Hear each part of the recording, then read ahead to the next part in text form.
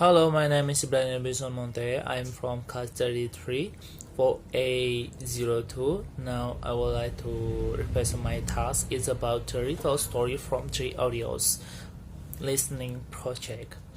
Okay, the first audios is a story about the river. Like this. One of the other things you might notice about it is that in terms of materials to be extremely different, they literally have to exist outside, be able to withstand the weather, the rain, so they might be made of something a bit more solid of the most prominent.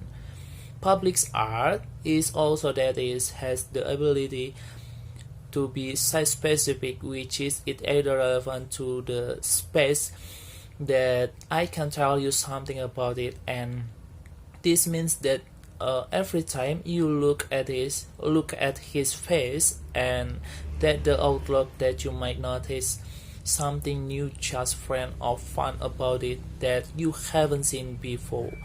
Honestly, if you're walking in the city center lines, heritage site like a Chinatown, look around you, you'll find a sculpture or a mural or a painting, just something that's public and artwork. This is Fernando Botero's bird. It is literally a giant bird, and it's set right here on the edge of the Singapore River. It is very interesting work because people react to it in quite different ways. Some people just go up to it and comment on its size, its volume, its weight. So it is incredibly heavy looking, quite majestic. It is bigger than all of us. But it's also kind of makes you wonder why it is there a bird at the edge of the river. Apart from course being a nature sign we see every day. One of the things about this bird is that it's meant to represent peace and prosperity. This is a sculpture by the artist Chong Fei Chong, who is one of Singapore's pioneering sculptors.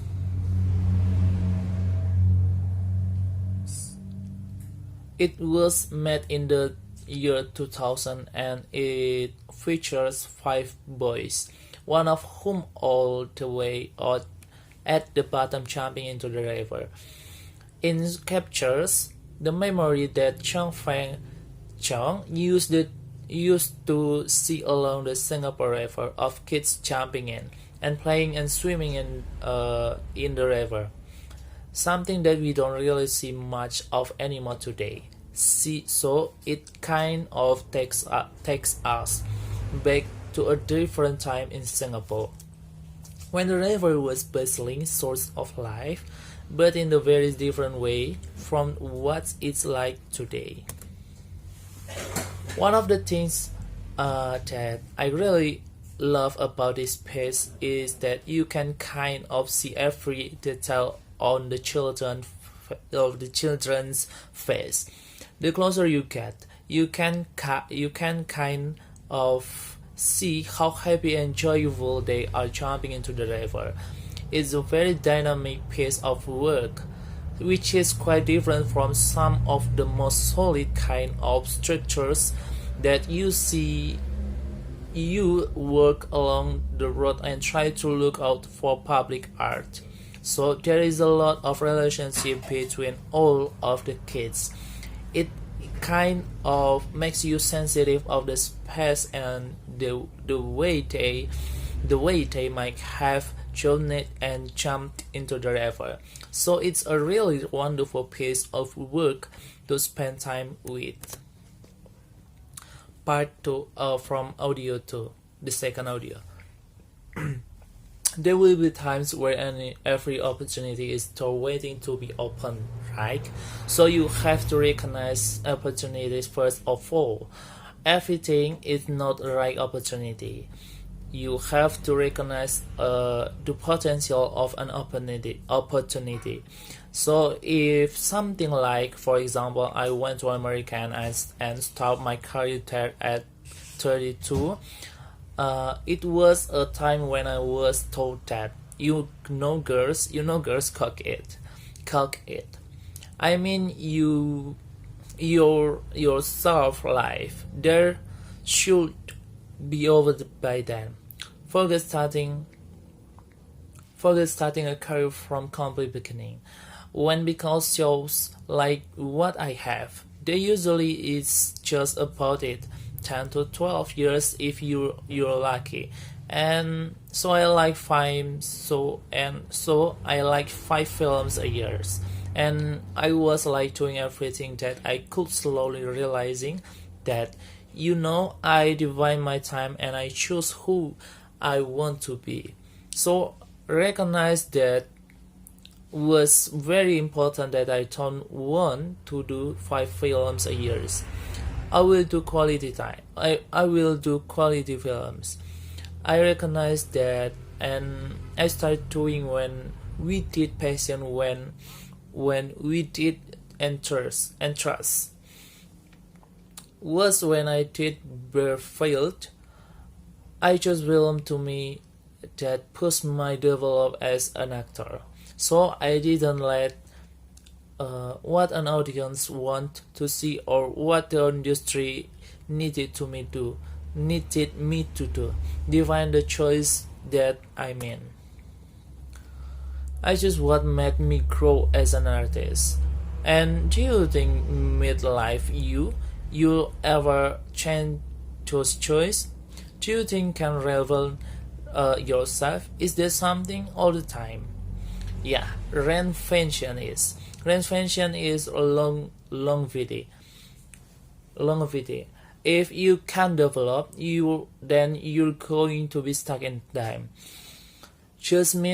Which is meant by okay. That is an interesting one because if you're putting long video, yeah, you need to reinvent yourself constantly. You're honest, complete, and you have and you have to constantly check yourself. Yeah, do I know enough? There is no time in your life where you know everything. No one can know everything, not even you. After all, you have achievements. Nobody saw you have to always be a student of life, okay? I'm at this new place. What can I learn? What is the new thing that I can? What's a new skill that I can learn what is? Like working, for example, this is my first in the film that I've still produced. I've learned so much from Sid and Ronnie, who have done about 6 films with, because I think they're the best in the business. And reason I called them up and I said I want to do this was because I want to learn. I've been in the business now. Next year's gonna be 20 years for me, but that doesn't mean that I'm not willing to learn. I understand that there is a something about that I know one because there's a lot more that I don't. So I realize that kinds of evolution is really important when I decide to go into business and teach. I didn't know everything about it, so I learned from the love from my venture capitalist management manager. So I learned from listen to her or understood what are the words. What happened when you want to raise the fund and how does it function? I still don't know enough about, but asking the question is very important. It's really important to not think that people will think you stupid. Like a lot of people get afraid to ask questions because they're like, I hear that I know my job, but trust me, it It is so even people who work for me like my team. Whenever I have new members, I always tell them instead to making a mistake, ask me. If you don't know, just ask me. It's so much better to learn that you than to eventually end up making a mistake, and then you could stop it. Part 3 from the third audios. Number 1. Always negotiate if you are able to do so. While in theory we encourage everyone to always negotiate, it's important to understand how systematic pieces, in particular those based on race and gender identity, can unfairly impact some job seekers when they negotiate. 2. Know your priorities. I can emphasize this one enough. You have to know what's most important to you in order to decide what you want to negotiate on. 3. Reframe the conversation. Sometimes negotiation can feel so tricky because we feel like we have to win. 4. Research and prepare. Throughout your search, you should be gathering and benchmarking salary data from websites like Glassdoor and PayScale. 990 forms for non-profits and conversations with people in your network. 5. Remember that this is a totally normal business transaction. Keep in mind that most employees expect you to negotiate, and that is a standard part of hiring process.